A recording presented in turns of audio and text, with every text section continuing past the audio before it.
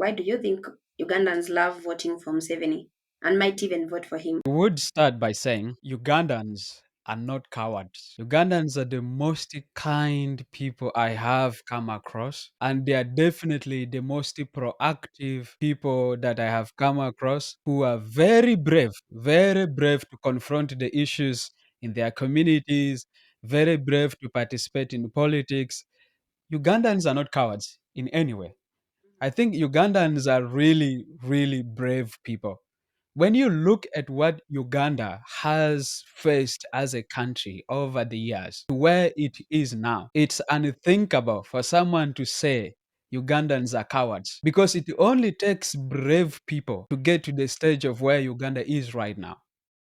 And so I would think that because Kenyans behave a certain way to certain issues doesn't necessarily mean everyone else should behave that way because Kenya is Kenya, Uganda is Uganda. These are two different countries, two different communities, very different contexts. Definitely, these people socially behave differently, and certainly Yeah. politically and Mm-hmm. even economically, they behave differently. So I wouldn't agree with the assessment that Ugandans are cowards. If Oh, and anything, just to clarify, I didn't say it was a Ugandan.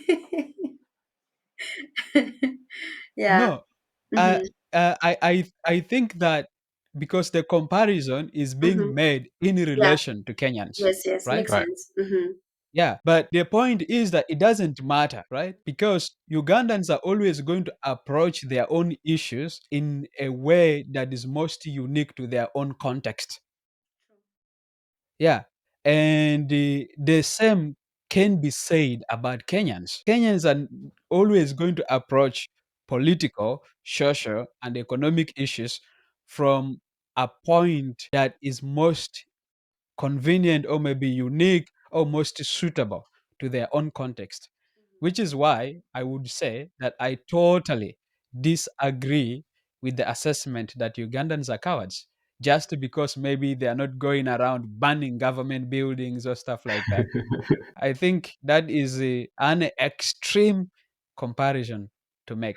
But now, Mm-hmm. coming to your question, I would think that are Ugandans voting Museveni because they love him, or are they voting for Museveni out of fear? I think, first of all, something I need to make clear is this: there is no one answer to that question. And certainly, that answer is not with us who are currently sitting here. If there is anyone that has the answer to this question, are the Ugandans that vote every election cycle, are the Ugandans that every election cycle are brutalized, are the Ugandans that every election cycle are arrested, are the Ugandans that every election cycle show up from morning to evening to vote, the Ugandans that come to those meetings and they shape the conversation or decision making or the agenda for the government. I think those are the people who have the right answer to this question. Definitely not us. But one would say, from an outsider perspective, and say that Ugandans definitely do have reasons to either vote Museveni that either close to what we have read or not at all. Like, for example, because for me, I've had the opportunity, just like Emma, of living in Uganda for a very long time. And during that time, I've had at least the opportunity to be able to speak to Ugandans about politics. Younger Ugandans, older Ugandans, Ugandans in rural settings, and then Ugandans in urban settings. But I think from my conversations with some Ugandans about, politics and Museveni and the opposition leaders, something I have noticed is that some of the people really vote for Museveni genuinely because they love Museveni or appreciate the stability that he has brought to the country over the years, and definitely. one thing I've noticed is that the reasons vary a lot for voting Mhm. Museveni Mhm. as you talk to either older people or younger people or those who are in rural or urban settings. For example, Koboko is a relatively, I would say, small town. I don't know, it wouldn't go into rural, it wouldn't go, but it's relatively small. And I think my conversation with the people in Koboko shows that, especially the older people, some of them say the reason they vote for Museveni is because the violence and displacement and loss of property that they have experienced during the time of the civil wars is something that they never want to see again. And for them, they believe the person who has demonstrated the ability to deliver peace and stability for the country is Museveni. And so some of them vote him for that reason. Even when they hate him as a person, they still strongly believe him and his government are capable of delivering peace because they have proved that over the years. Meanwhile, I think for young people, it's mixed. Some have similar reasons, some not. When you talk to those in urban centers and rural areas, definitely they have different reasons as to why. But I think one other reason that really kept surfacing is also how the opposition in Uganda appears fragmented and weak to some Mhm. extent. You see, like when when you actually go on the ground in Uganda and not just Kampala, to deep to the villages, you will notice that NRM, which is the ruling party, is deeply rooted even in the most remotest villages. They have structures there. Now, when you compare that to other parties, you will see the gap because some of these parties, they are just in urban centers and that is it.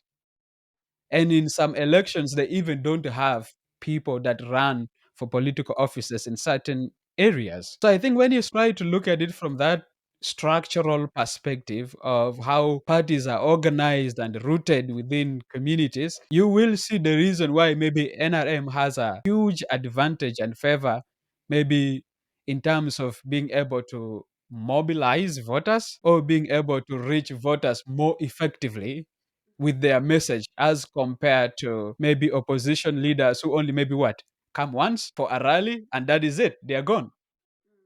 But I think having structures rooted in the community allows for the mobilization and messaging to be ongoing even after, for example, a rally.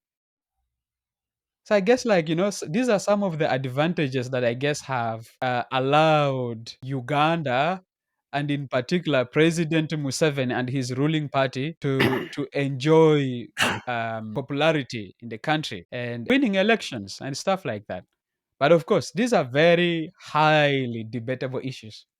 Wow. I think from what I've gathered, it looks like the opposition does not have a very great strategy and also good political muscle in comparison to the NRM party. And there's a lot of stuff. Okay. Maybe something I would add, by the way, is I don't know if you've noticed this, but actually, Uganda has probably more parties, political parties in East Africa than any other country, I think. Interesting. Probably even more than Kenya. Oh, And these wow. parties, every election cycle, are active. And something that don't get mentioned often is these very political parties receive funding from government, including NRM and the opposition party of Bobby Wine. They all Interesting. receive funding from government Mm-hmm. to conduct their activities. But this is rarely mentioned or talked about. Oh, wow. These parties just enjoy that comfortable bit of the government. They keep that one aside and they just keep, amplifying whatever little things that maybe might be going wrong or stuff like that. Yeah. I think there's, if I'm not wrong, I've heard Emmanuel, like it could be on his podcast. He's mentioned that for the opposition of Uganda to succeed, they would probably have to consolidate, come together the way we conduct elections in Kenya. Like in the last election, whatever 2022. Like a lot of parties came together to form something like a coalition, Azimio, UDA, Kenya Kwanza, and stuff like that. Is that something you said in your podcast, Emmanuel?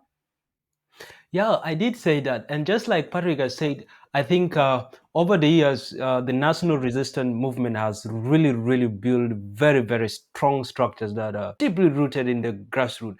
And I think that is one biggest asset that Museveni has in his favor, and he will always continue to have.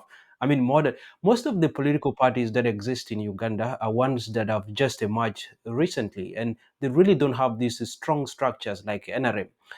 And a way where I feel the opposition can counter that challenge is by coming together. That would be the best thing that they would do, because just like Patrick said, at some point I lived in Uganda, in one of the most remotest areas, and in that area during the 2021 elections, I mean, you could easily see that it is only the NRM that is known to the people, and this is because of the many, many years that the NRM has been in power. And because of that, I think it has really, really taken down the structures up to the very lowest level.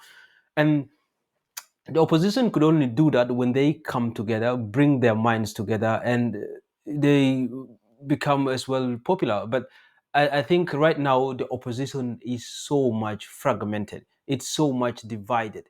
There are those who believe that they can do things by their own, and you can see that it's impossible right now. There's no way that the opposition, a single political party, can go into an election with Museveni being a flag bearer for the NRM and they can win Museveni easily. No, it's not going to happen. And just like I gave a comparison in my other video with Kenya, you Mm-hmm. see that in Kenya, what these parties do is that when the country is getting towards an elections, political parties get into political coalitions. They look at their interests. What do we want as a political party? What is our interest? And you find that political parties that have similar interests, they gang together, they group together and form political coalitions, and they go into an elections in that manner. I think that is what I feel the opposition needs to do in case they want to defeat Museveni.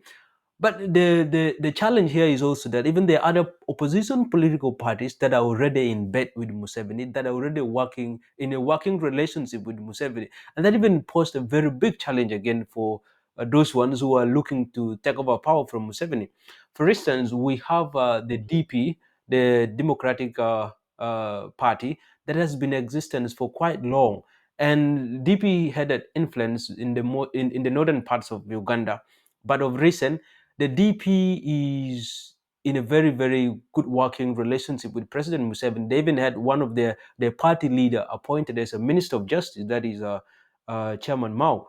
And also uh, the FDC that before the NUP came into existence used to be one of the most popular opposition political party in the country. Again, is no more. The party is divided. It has split it into two. Now we have the PFF that is being led by a section of the former FDC members, and we have the FDC mainstream, which is also seems to be in support of Museveni taking over presidency. So I mean, these are all challenges that the opposition is facing, and I feel the only thing they need to do is they need to come together and agree and front one solid political candidate that can be supported by all political parties that call themselves the opposition. And I Mm-hmm. think in that way they can muster up with Museveni. But I don't see a possibility of the opposition winning over Museveni. And when we have more than seven candidates on the ballot and they say they want to take out, first of all, they are going to divide the votes. Museveni always has his support base. Museveni has his base where no matter what, these people are going to vote for him. He has his solid base. And in an instance where he sees so many people wanting to become presidents, aspiring to be president, they are going to only divide votes for the opposition. That's the thing. It's not going to affect Museveni so much, but it's going to affect the opposition because Museveni always has his support base. He has his people that he's working with them in government that he knows can deliver for him the votes. And that has been done in the previous elections. And when we see opposition political parties fronting different political, I mean, candidates, it's going to work in favor of Museveni. It's definitely going to work in Museveni. So, as I said, that the best way could be the opposition coming together, but I feel it's too late. Most of the opposition political parties have already fronted their candidates. The FDC has fronted their candidate. The NUP has fronted their candidate. The Ant Kenya, which I mean, sorry, I don't know why I'm talking, thinking so much about Kenya, but they called the Alliance for National Transformation. That is led by the former General Mugisa Muntu, very prominent person, of which they would have made a very prominent change if they come and work together with Bobby Wine. They are going into this election. There's two different presidential candidates: Bobby Wine for NUP and Mugisa Muntu for ANT, uh, which is the Alliance for National Transformation. I think that is definitely going to work in favor of Museveni. As long as we're going to have different presidential candidate fronted by different opposition political party, Museveni is just going to be celebrating, and I feel that it's going to be working in his favor so much.